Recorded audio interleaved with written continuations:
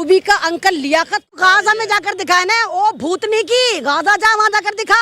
शक्ल अच्छी नहीं तो कम से कम काम ही अच्छे कर ले। हो सकता है कि ऊपर में कुछ तो तू इतिहास लिखेगी ना, तूने कुछ अच्छा करा। अरे डायन भी 7 घर छोड़ के हमला करती, तू कैसी डायन है? इंसानियत को खा गई तू, माँ है। ईरान एक ऐसा देश है कि ईरानी की मदद की वजह से आज फिलिस्तीन जिंदा है। आज फिलिस्तीन जिंदा है। आज फिलिस्तीन की मदद ईरानी करता है।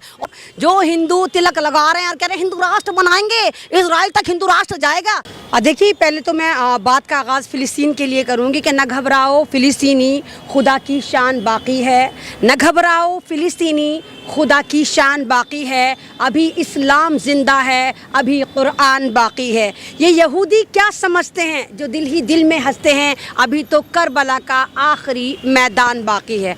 जैसे आपने कहा कि इंडिया का मीडिया वहाँ पर जाके ताता थैया कर रहा है। असल में प्रॉब्लम ये हुई कि इन लोगों को, जिनको यही नहीं पता, इनको ये नहीं पता कि ग्लोब क्या होता है, नक्शा क्या होता है, तो रूबी का अंकल लियाकत को ये लगा कि जो इजराइल है वो हमारे भारत का अटूट अंग है, और इनको लगा कि भारत की 5 स्टेट में इलेक्शन होने वाले हैं, तो ये कंपेनिंग के पर्पज से वहाँ पहुँच गए कि जिन लोगों ने अपने आधार कार्ड, जिन लोगों ने अपने वोटर आई कार्ड नहीं बनवाए, ये जाके वहाँ पर इजराइल में वोटर कार्ड और आधार कार्ड तो सुनते तो नहीं। पहले आप अपने शब्द को सुधार लीजिए, आपको विरोध करना करिए, लेकिन आप जो कह रहे हैं कि रूबी का लियाकत अंकल इस तरीके से, देखिए एक महिला नहीं देखिए, चलो रूबी का हटा देते। लियाकत अंकल वहां पर गए और लियाकत अंकल का तो ऐसा मजाक बढ़ना है। लियाकत अंकल कहते हैं होटल में बैठे हुए, अरे भाई तुम मीडिया को कवर करने गए हो, तुम इजराइल को दिखाने गए हो, तो जाओ। अगर वाकई तूने अपनी माँ का दूध पिया है, कादियानी हो रहा है, तो अंकल लियाकत, तो तू जाके गाजा पे जाकर रिपोर्टिंग करना। एकदम से कहती है देखो कुछ आवाज़ आई, देखो सायरन बज रहे हैं। बाद में वहाँ पर जो आती है, इन लोगों की आवाज़ आती है, मतलब तमाम के तमाम एंकर जो वहाँ कुत्तों की आवाज़ आती है, वहाँ इन्हीं के जो तमाम इनके चाटुकार एंकर भो भो भो आवाज़ आती है। मतलब तू कुत्तों की आवाज़ सुनवाने के लिए, तो अपने पत्रकारों की, अपने मिल्लतदारों की आवाज़ सुनवाने के लिए तू फिलिस्तीन और इजराइल गई है, तो तू तो यहीं सुना देती। अरे वो ये सुना रही थी कि जो हमास हमला कर रहा है इजराइल के ऊपर, वो सुनाना चाहिए। नहीं देखिए, अब वो गलती से कुत्ता बीच में बोल दिया तो अलग बात है। गलती से कुत्ता नहीं बोला, इनके सहपाठी भौंके कि हम भी साथ में, तू अपना क्रेडिट लेके जा रही है, तू ही भौ भौ भौ करी। देख रूबी का अंकल, हम भी तेरे साथ हैं, हम भी भौंक रहे हैं। उसमें वो तमाम तिहाड़ी, सुधीर और वो तमाम के तमाम भौंकना शुरू कर देते कि तू अकेली नहीं है, हम भी यहाँ पर साथ में। आप एक बात देखिए, वहाँ पर कोई हमला नहीं दिखाया गया था।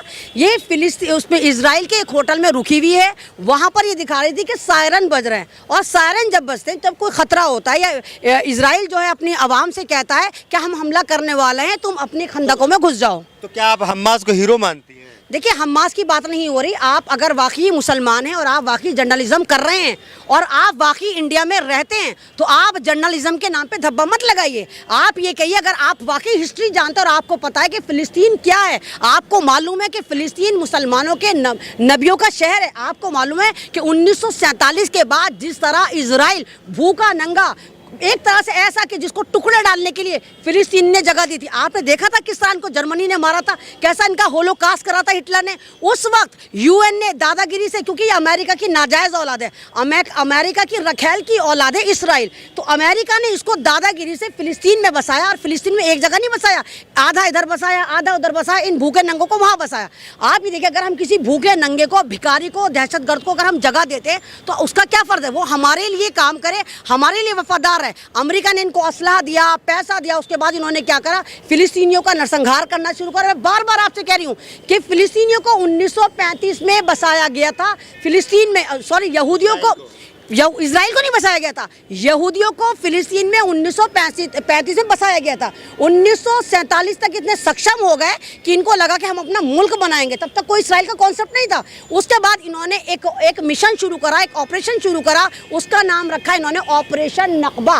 नकबा का मतलब होता है नरसंहार। इन्होंने कहा कि ऑपरेशन नकबा करो, उसके लिए अमेरिका से, अपने नाजायज़ बाप से लगातार हथियार, लगातार पैसे लेते रहो, और इस तरह फिलिस्तीन को मारते रहे, उनकी प्रॉपर्टी लूटते रहे, उनके बच्चों को, उनकी औरतों को। मस्जिद अक्सा तो यहूदियों के लिए भी अहम है, ईसाइयों के लिए भी अहम है, मुसलमानों के लिए भी अहम है। तो मतलब मुसलमानों के लिए भी अहम है, यहूदियों के लिए भी अहम है, लेकिन हिंदुओं के लिए अहम नहीं है, ये भी बता दीजिए आप। जो हिंदू तिलक लगा रहे हैं और कह रहे हैं हिंदू राष्ट्र बनाएंगे, इजराइल तक हिंदू राष्ट्र जाएगा, मैं तो खुद कह रही हूँ, ये वो कौम है, ये भटकी हुई कौम है, जिनको हम यहूदी, लानत तुम्हारी कौम है, अल्लाह ताला खुद इन पर लानत भेजता है। ये वो कौम है जिसने अपने पैगंबर की नहीं सुनी। मूसा अलैहिस्सलाम इनके पैगंबर थे, मतलब उनके दौर में ये लोग कमबख्त मारे आए थे और ये मूसा की भी नहीं मानते थे। मूसा अलैहिस्सलाम जब भी इनसे कहते थे कि मेरा साथ दो, मेरी सुनो, तो ये अल्लाह से साके लड़ाते थे, कहते थे तू तो अपने आप को मैसेंजर ऑफ गॉड कह रहा है ना, जा अपने खुदा से कह। तो इन्होंने शर्तें लगाई थी। मूसा अलैहिस्सलाम थक गए थे। जब ये परेशान हुई कौम तो अल्लाह ताला ने पहली दुनिया की ऐसी कौम है जिस पर खाना पक्का पका खाना भेजा, जिसको मंदसलवा कहते हैं। तो ये मूसा से कहते हैं तेरा खुदा क्या हमें मंदसलवा ही खिलाता रहेगा? लेकिन फिलिस्तीनियों को तब भी पता था कि इन्होंने अपने ही कई नबियों को जो है कत्ल कर दिया बनी इसराइल कौम ने, तो उसके बावजूद भी बसा देना तो गलती भी उनकी भी गलती है। गलती उनकी नहीं है। मैंने कहा ना, यूएन ने दादागिरी से अमेरिका के प्रेशर में आके इनको बसाया।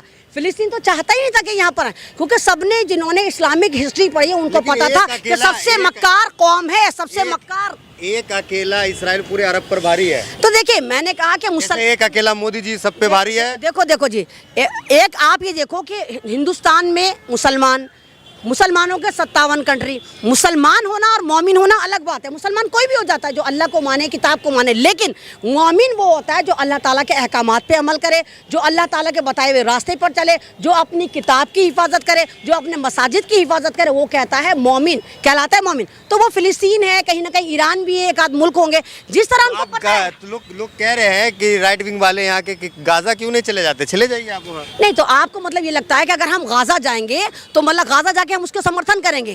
तो जाएंगे आप युद्ध लड़ने जाएंगे? नहीं, ये देखिए, आपकी गलत बात है। मैंने कहा ना, आधे से ज्यादा भरम तो तुम यूट्यूबर फैलाते हो, आधे से ज्यादा गंद तुम यूट्यूबरों ने मचा रखी है। क्यों चले जाए हम गाजा? मतलब वो वहाँ पर आतंकी, उनको तो तुम बुला नहीं रहे। मुझे तो ऐसा लगता है ये तमाम मीडिया वाले ये दिखा रहे हैं, मैं बार बार कह रही हूँ कि इजराइल जो है भारत का अटूट अंग है और मणिपुर जो है वो खाड़ी देश का कोई मुल्क है। तो आप ये जो ड्रामेबाजी करते हो ना, जब किसी भी इंसान, हमास के लिए इतना प्रेम क्यों? नहीं, हमास के लिए नहीं, मैंने कहा ना, आप लोग ना नैरेटिव को सेट करके आते हो और आप हमास कर रहे हो। आप ये क्यों नहीं कह रहे कि वो फिलिस्तीन है, वो फिलिस्तीन जहाँ पर लगातार शहादतें हो रही हैं। आपने देखा किस तरह 4 दिन पहले वहाँ पर 600 बच्चों को शहीद कर दिया गया। तो क्या फिलिस्तीन आज़ादी की लड़ाई लड़ रहा है? देखिए, फिलिस्तीन आज़ादी की लड़ाई लड़ रहा है, फिलिस्तीन अपने अस्तित्व की लड़ाई लड़ रहा है, फिलिस्तीन अपनी ज़मीनों की लड़ाई लड़ रहा है, फिलिस्तीन अपनी बेटियों की इज्जत की लड़ाई लड़ रहा है, फिलिस्तीन अपने उन कैदियों की लड़ाई लड़ रहा है जो 12 साल से लेके 80 साल तक के लोगों को जबरन इजराइल ने जेलों में ठूस रखा है। आतंकवादी बता रहे हैं। ये लोग नहीं बता रहे, आतंकवादी बता रहे हैं। जनाब, कौन लोग बता रहा है? आप आतंकवादी बता रहे हो ना। देखो, अंकल लियाकत की बात मत करो, उसकी बात का, वो तो मुसलमान है ही नहीं, वो कादियानी औरत है, वो तो नाच मेरी बुलबुल तुझे टुकड़ा मिलेगा। वो तो एबीपी में मुजरे करती थी, अब एबीपी में उसको मिलता था 1.5 करोड़ का प्रोजेक्ट। दूसरा नया कोई टुच्चा चैनल मिला, उन्होंने सोना का मुजरा अगर नई जगह में करा तो ज्यादा तगड़ा मिलेगा। वहाँ इसको रूबी का अंकल को 2.5 करोड़ का प्रोजेक्ट मिला। तो इंसानियत के साथ नहीं है। मैं तो FIR कर देगी। अरे FIR कर देना, इसके बाप में हिम्मत कर दे। पहले अपनी इंसानियत को सही कर। तूने किसी चूहे के बच्चे को पैदा करा है? कह रही कि लगातार जो है क्या नाम, इजराइल पर आतंकी हमला हो रहा है। नहीं तो गाजा में जाकर दिखाए ना, ओ भूतनी की, गाजा जा, वहां जाकर दिखा। शक्ल अच्छी नहीं तो कम से कम काम ही अच्छे कर ले। हो सकता है कि ऊपर में कुछ तो तू इतिहास लिखेगा, तूने कुछ अच्छा करा। अरे डायन भी 7 घर छोड़ के हमला करती, तू कैसी डायन है? इंसानियत को खा गई तू, माँ है डायन, तुझे नजर नहीं आ रहा? 6 दिन का बच्चा मर रहा है, 16 साल के बच्चे मर रहे हैं, तुझे नजर नहीं आ? डायन, तू वहां पर अय्याशियां कर रही है। तू होटल में बैठी है, सायरन बज रहा है, मेरे बहन भाई कुत्ते की तरह भाव भाव भाव कर रहे हैं, ये कर रही है तू ड्रामेबाजी वहां पे जाकर? वो खबर नहीं है, हकीकत दिखा रही है। जमीनी हकीकत नहीं दिखा रही, वो दिखा रहे हैं। हम हिंदुस्तान में भी भौंकेंगे, हम इजराइल में भी जाके भौंकेंगे, जहां पर भी इंसानियत मर रही होगी हम वहां जाके भौंकेंगे। अभी कहाँ मर गई थी? जब मेरी पहलवान बहनें जंतर मंतर में बैठी थी, जो किस कदर यौन शोषण का शिकार थी, तब तो तू मर गई थी। तू कहाँ मर गई थी? जब मणिपुर में मेरी बहनों को, मेरी फौजियों की बीवियों को नंगा करके घुमाया गया था और गैंगरेप करा था। कैसी डायन औरत है तू? नहीं, आप कह रहे हो लियाकत अगर आएंगी ना इजराइल से वापस तो आपके ऊपर धावा बोलेगी सीधा। देखिए, वो क्या है, पत्रकार है, वो तुम जैसी ही है।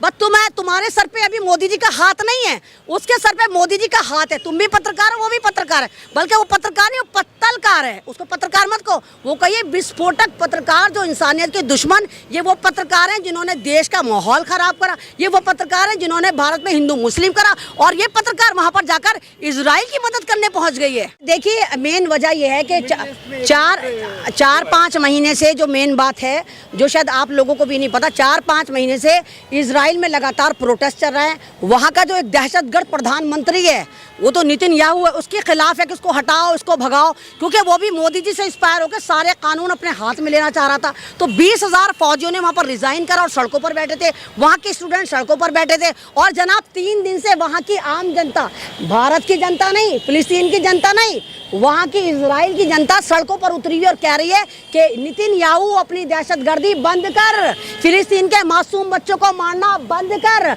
अपना जो तूने ये तासुबी दिखा रखा है वो बंद कर, तू जो अपने नाजायज बाप से फास्फोरस बम लेकर बच्चों पे मारा वो बंद कर। उधर अमेरिका, सबसे बड़ा आतंकवादी मुल्क तो अमेरिका है। आपको तो याद होगा हिरोशिमा नागासाकी जापान के 2 शहरों को इस अमेरिका ने किस तरह बर्बाद करा था, और आज ये बनना है और कह रहा है कि हम इजराइल का पेच टाइट कर रहे हैं। आज अमेरिका ने एक बयान दिया और कहा कि इजराइल बाज आ जाए। ये तो वही वाली बात हो गई, एक नशेड़ी, एक गंजेड़ी, एक शराबी को तुम शराब दो और कहो कि शराब मत पीना। वर्ल्ड वॉर 3 की शुरुआत है। एक तरफ तो जो है क्या नाम है इजराइल के साथ जो है कई ऐसे जो ताकतवर मुल्क है, फ्रांस है, अमेरिका है, वो है। दूसरी तरफ जो है क्या नाम है फिलिस्तीन के साथ जो है जो अरब मुल्क के हैं, जैसे ईरान है, उसके बाद सीरिया है, जॉर्डन है, ये लोग साथ दे रहे। क्या लग रहा है कि वर्ल्ड वॉर की शुरुआत रशिया की भी एंट्री हो गई है? देखिए तो मैं तो 4-5 दिन से कह रही हूँ कि ये तीसरी जंगे अजीम की तैयारी है, ये ड्रामेबाजी है। और यहाँ पर सबसे ज़्यादा नुकसान जो तबाहियाँ होनी है वो अमेरिका की और इजराइल की होनी है, क्योंकि अमेरिका अपने नाजायज़ बेटे इजराइल को भी दे रहा है, क्योंकि इजराइल तो भूखा नंगा देश है, उसके बाद तो कोई भी होती है, सेना होती है तो अमेरिका दे रहा है, बम है तो अमेरिका दे रहा है, पैसा तो अमेरिका दे रहा है। अब अमेरिका इजराइल को भी दे रहा है, असला भी दे रहा है, बम भी दे रहा है। अमेरिका उधर रशिया को बर्बाद करने के लिए यूक्रेन को भी दे रहा है। अब अगर इजराइल ज़मीन पर लड़ाई लड़ता है और ज़मीन से गाज़ा पर हमला करता है तो दुनिया 2 फाड़ हो जाएगी। अमेरिका के साथ भारत खड़ा हुआ है, अमेरिका के साथ इजराइल तो खैर है ही, शायद एक तरह से जर्मनी आ जाए, जापान आ जाए, इंग्लैंड आ जाए, लेकिन इतने सारे मुल्क। दूसरी तरफ जो ओरिजिनल सुप्रीम पावर उभर कर आ रही वो है चाइना और रशिया, ये साथ देंगी 101% फिलिस्तीन का। और उसके बाद 57 मुल्क अपनी माँ को रोएंगे, खाड़ी के जो मुल्क हैं वो अपनी माँ को रोएंगे, वो खुद इसका रशिया का साथ देंगे और चाइना का साथ देंगे। तो ये डबल फाड़, नहीं फिलिस्तीन का साथ देंगे, इजराइल का साथ नहीं देंगे, वो फिलिस्तीन का साथ देंगे। तो ये तो बर्बादियों का आगाज़ है, क्योंकि जब कोई जुल्म बहुत ज़्यादा बढ़ जाता है तो कोई ना कोई इनकलाब आता है। आप ईरान को मत कहें, ईरान एक ऐसा देश है कि ईरान की मदद की वजह से आज फिलिस्तीन जिंदा है, आज फिलिस्तीन जिंदा है, आज फिलिस्तीन की मदद ईरान ही करता है, और ईरान इतनी पाबंदी के बाद करता है।